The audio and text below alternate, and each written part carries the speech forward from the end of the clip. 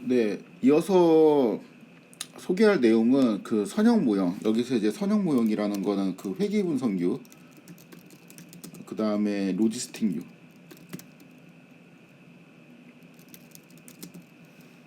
이러한 이제 계열을 의미합니다. 그래서 요 선형 모형을 다룰 때 우리가 부딪히는 굉장히 이제 귀찮은 그러한 상황들을 제가 이제 요약을 했어요.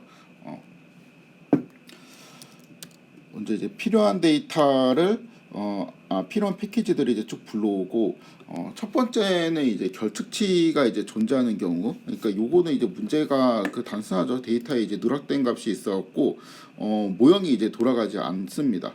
그러니까 뭐 그 구하려고 하면은 뭐 난값이 포함되어서 모형을 돌릴 수 없습니다. 뭐 이런 식으로 에러가 나게 되죠.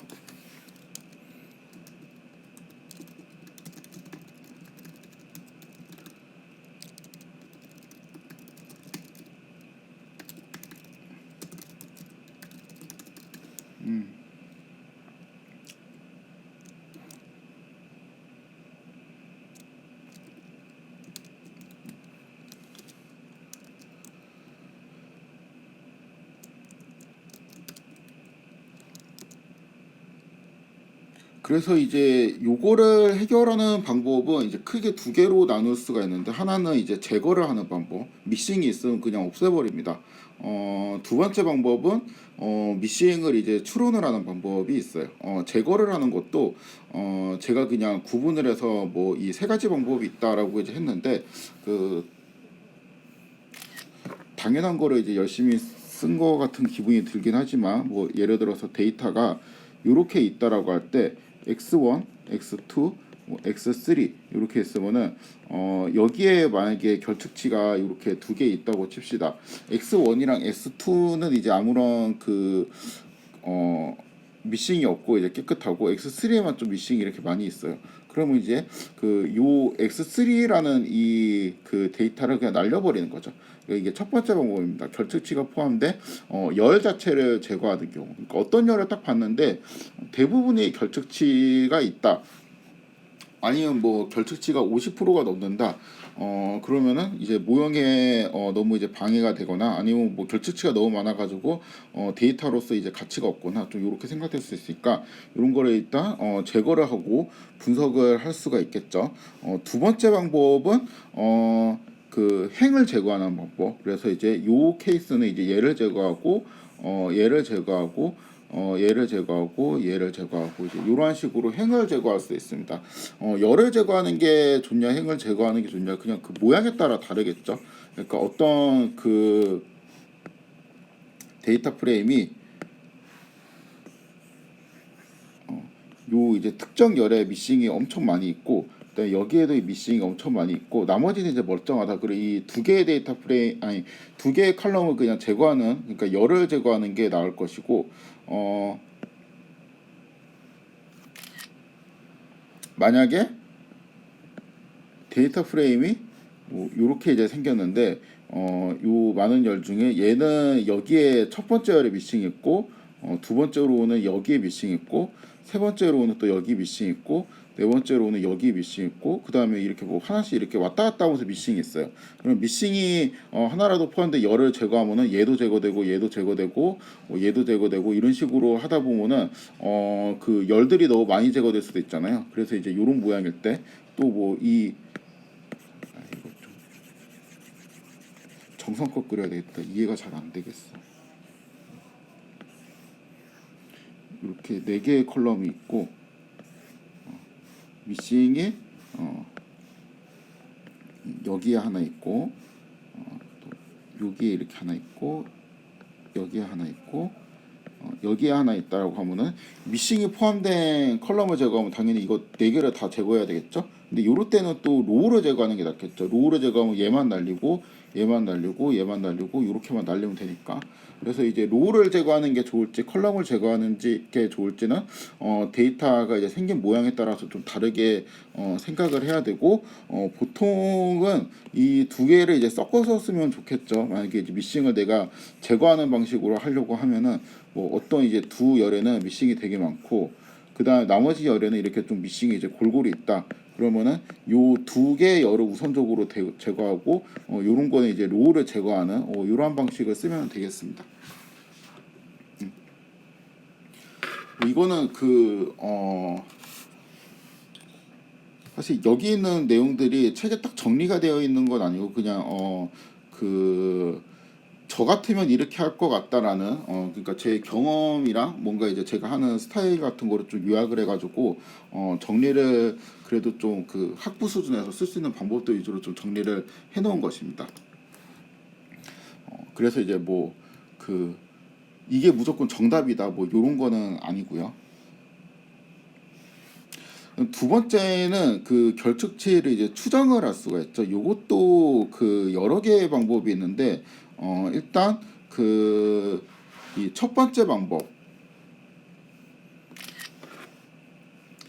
번째 방법은 뭐냐면은 트레인에서는 이제 핏 트랜스폼하고 테스트에서는 이제 트랜스폼만 하는 겁니다. 이게 무슨 말이냐면은 우리가 데이터가 요렇게 생겼는데 이 중에서 여기까지는 제가 테스트 데이터로 뺐고 여기부터 여기까지가 트레인 데이터라고 칩시다. 여기 뭐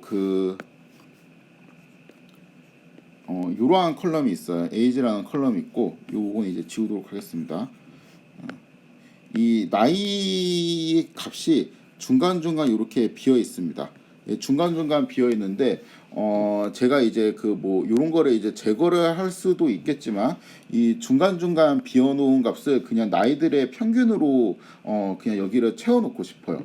만약에 이 TR이랑 테스트 이렇게 있는데 이 컬럼을 다 뽑아 가지고 여기에 이제 평균을 구하고 뭐 별이라고 칩시다. 구해진 값이 이 별표 값을 여기에 이렇게 넣게 되면은 요거는 틀린 방법이죠. 왜냐하면은 이거는 이제 데이터 누수 문제에 걸려갖고 잘못하면 실격 사유에 해당된다고 했죠. 그렇죠? 이렇게 트레인에 있는 거하고 테스트에 있는 거를 같이 이용해 가지고 하는 것보다 정석적인 방법은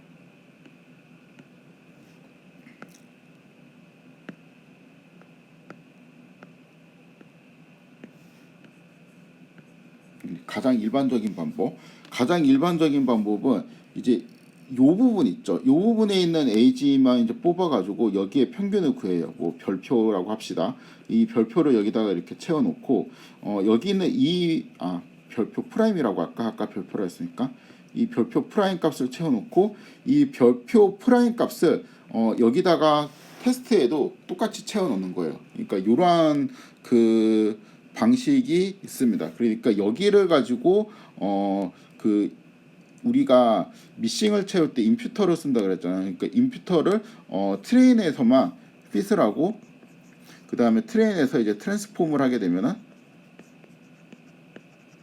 여기 있는 값들이 이렇게 채워지겠죠. 그 다음에 요 임퓨터를 그대로 갖고 와서 이쪽에 있는 값을 채워주는 겁니다. 여기에 테스트에 핏을 하지 않고 트랜스폼만 이렇게 해서 이쪽에 있는 값을 채워주는 방식입니다. 요거 제가 미싱할 때는 요렇게 하는 것 같은데 민맥스 스케일러나 하여튼 스케일러 이제 소개를 할 때 또 뭐였지? 스탠다드 스케일러. 스케일러를 소개할 때 제가 이제 요런 것들을 좀 조심해야 된다라고 했죠.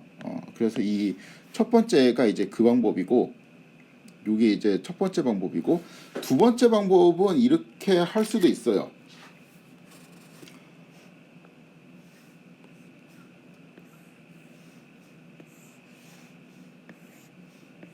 이렇게 트레인 테스트가 나눠져 있고 이쪽이 트레인 이쪽이 테스트라고 칩시다.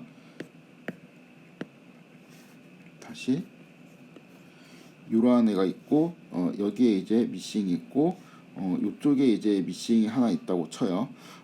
그럼 이제 여기에 있는 미싱 값은 여기 있는 트레인에 있는 애들만 이용해서 여기에 평균을 여기다가 끼워 놓고 그 다음에 여기에 있는 미싱 값은 얘네들을 가지고 이쪽에 끼워 놓고 그러니까 트레인 쪽에서도 임퓨터를 핏 트랜스폼 시키고 테스트에서도 핏 트랜스폼 시키는 이제 이러한 방식을 사용할 수도 있습니다.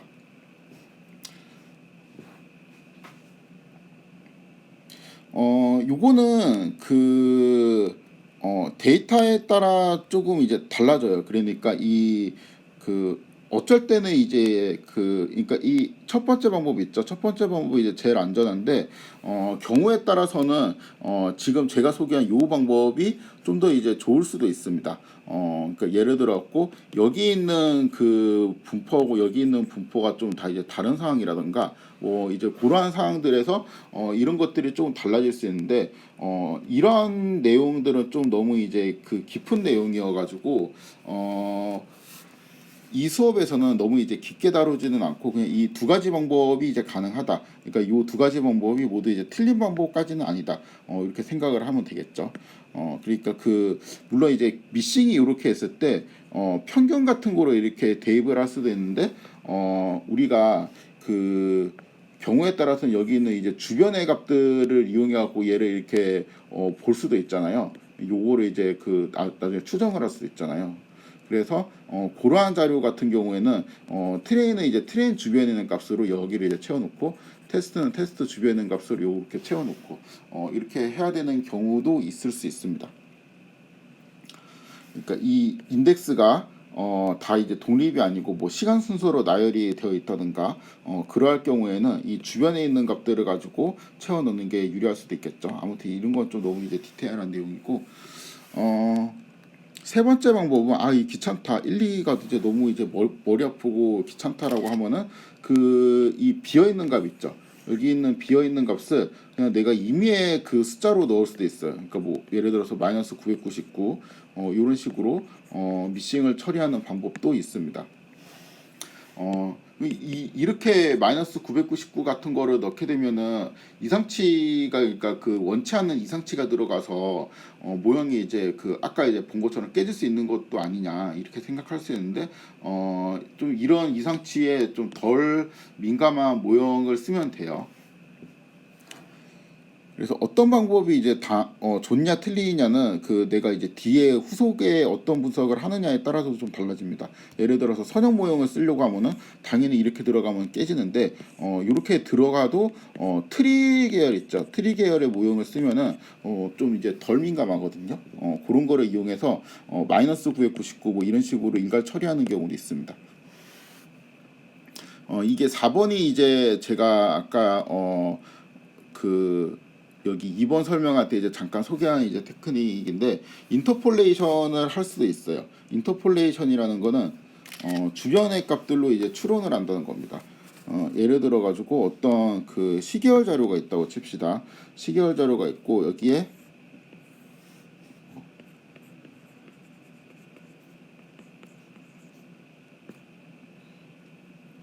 아이스크림 이렇게 있어요. 여기 있는 데이터들이 이 날짜별로 이렇게 정렬이 되어 있다고 칩시다. 그러니까 뭐 이제 점점 추워지면서 이제 점점 따뜻해지는 온도별로 이렇게 소팅이 되어 있어요. 근데 이제 이쪽에 있는 값이 비어 있습니다. 이쪽에 있는 값이 비어 있으면은 이거 전체를 평균 넣고 여기 넣는 것보다 이게 날짜별로 되어 있다라는 걸 알면은 이 전에 있는 값이랑 요 전에 있는 값 한 대충 요 정도만 가지고 평균을 내갖고 이렇게 넣는 게 합리적일 수도 있겠죠. 왜냐하면 이게 대충 뭐 주변에는 이제 비슷한 값을 가질 테니까, 예를 들어서 여기가 마이너스 5도고 여기가 마이너스 8도고 여기가 마이너스 12도고 뭐 이렇게 되어 있는데, 갑자기 여기가 드라마틱하게 뭐 23도가 나올 수는 없잖아요. 그렇죠? 그러니까 이 뭐 전체 평균을 하면은 뭐 18도 뭐 이렇게 될 수도 있는데, 뭐 이제 그런 거를 넣는 것보다 이 주변에 있는 값을 채워 넣는 게 좀 더 이제 합리적이라는 생각이 들죠. 그리고 마찬가지로 여기에 테스트에서도 이렇게 자료가 만약에 비어 있으면은 얘도 여기 있는 주변에 있는 값들을 가지고 채워 넣는 게 맞겠죠.